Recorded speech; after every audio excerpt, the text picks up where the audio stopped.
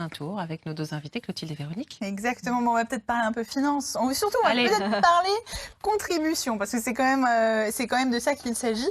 Cette collégiale, bien sûr, elle est soutenue. Bien sûr, il y a des acteurs publics qui l'aident, l'État, la DRAC, etc.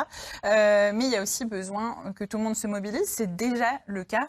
Clotilde, j'ai l'impression que depuis qu'on s'est vu, depuis que ces travaux ont démarré, ne serait-ce que les commerçants de Loches, les gens se mobilisent pour cet édifice, non ?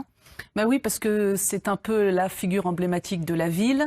La collégiale a accueilli des mariages, des cérémonies, et elle protège quand même un petit peu la ville. Et c'est vrai que les commerçants se sont impliqués, que les particuliers, les habitants se sont impliqués, et les entreprises locales également. Alors par exemple, il y a l'Union des commerçants de Loches qui veut organiser un loto et qui va toucher donc aussi une certaine partie du public, parce qu'il faut un petit peu tout le monde.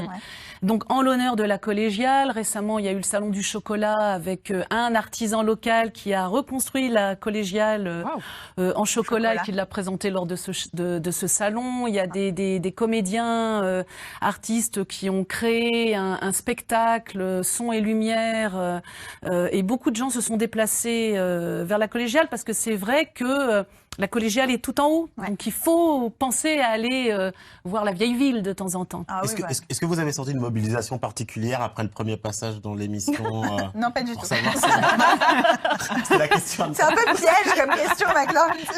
Mais si, la communication y est pour beaucoup, justement. Si, absolument, oui. En fait, après la mission Berne, il y aura la mission Héloïse Brezon. Vous faites bien de parler de la mission Berne, parce que elles essayent de pouvoir être dans le loto du patrimoine. Ça n'a pas fonctionné la première fois. Je crois que vous retentez l'expérience. Oui, la ville effectivement s'était positionnée cette année. La collégiale n'a pas été retenue, mais on retente au niveau de la ville, effectivement. Évidemment. Dans tous les cas, on part sur un projet de sauvegarde qui va durer une dizaine d'années.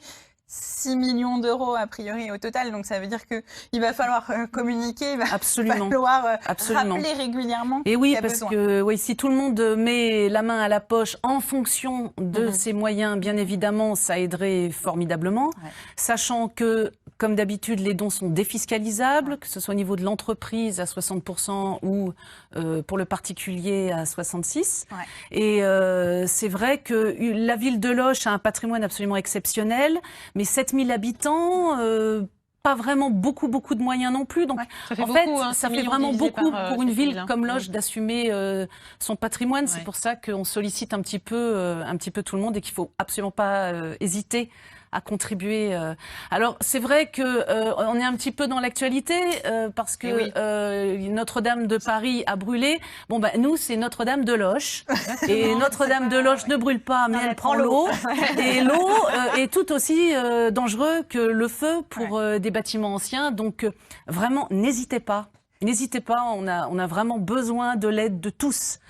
Exactement. C'est pas faux quand on dit Notre-Dame de Loches, parce que historiquement, elle s'appelait la collégiale Notre-Dame à l'origine. Elle a changé de nom à la Révolution, maintenant c'est Saint-Tour, mais c'est Notre-Dame. Donc une raison de plus pour aider, soutenir la sauvegarde de la collégiale. Elle a un portail polychrome absolument exceptionnel, qui est un portail unique en Touraine. Ce couvrement de nef unique en France. Enfin, il y a plein de choses formidables. Et puis récemment, des fouilles pour rechercher la dépouille de Ludovic Sforza, duc de Milan, mécène de Léonard de Vinci. Et oui. Et alors ? Et alors le suspense demeure et il va falloir creuser encore un petit peu, mais il y a forte chance, on ne sait pas, mais il y a de fortes chances qu'on le retrouve, mais pour ça, c'est un coup de projecteur exceptionnel, ça. Aussi. Mais pour faire les fouilles, il faut que ça tienne, et pour que ça tienne, il faut financer la restauration de la collégiale. On revient à l'ère de la guerre, effectivement. Non, mais Véronique, c'est vrai, cette recherche de la dépouille de Sforza, c'est en cours, ça va se poursuivre. Potentiellement, ça peut être aussi fabuleux pour la collégiale, en fait. Tout à fait. Il y a eu effectivement une première campagne au mois de mai par le service départemental de l'archéologie qui a travaillé un mois, qui a fourni ses premiers résultats. Il va falloir poursuivre si on a l'autorisation de la Direction régionale des affaires culturelles, peut-être 2020, pour aller plus loin, parce que là, pour l'instant, il y a des les candidats potentiels dans les dépouilles qui ont été fouillées, mais on n'a pas encore pu aller complètement au bout. Donc il faudrait poursuivre. Et c'est très intéressant parce qu'on en apprend toujours plus sur cet édifice. Que quand on cherche la tombe de Sforza, on cherche aussi de toute façon l'histoire de l'édifice. Comme toute église, il y a eu des étapes avant qui sont sous le sol. Il faut aller les chercher pour en savoir plus. Et là, on en découvre de tous les jours. Exactement. Donc, il va y avoir encore plein de choses. Vous allez revenir, du coup, parce qu'on va pouvoir en reparler et reparler. On a 10 ans devant nous, quand même, donc c'est déjà pas mal. Ce que je vous propose, c'est d'aller sur le site internet du fonds de dotation, loche-patrimoine.fr. Vous avez toutes les infos pour pouvoir adresser vos dons et pour pouvoir contribuer à la sauvegarde de ce monument absolument somptueux, monument important dans notre région. On se donne rendez-vous dans 10 ans, du coup. Ah, génial. Oh Bah, non, c'est comme ça. avant. Mais oui, avant. L'année prochaine, en 2020. Voilà. Avec plaisir.